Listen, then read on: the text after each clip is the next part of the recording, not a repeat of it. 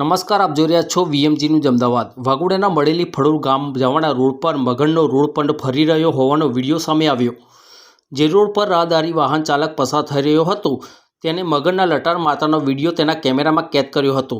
તે દરમિયાન રોડ પર જઈ રહેલો મગરનો વિડીયો સામે આવ્યો। બીજી બાજુ વન વિભાગને જાણ કરતાં વન વિભાગની ટીમ તેમજ રેસ્ક્યુ ટીમ દ્વારા મગરનું રેસ્ક્યુ કરવામાં આવ્યું હતું।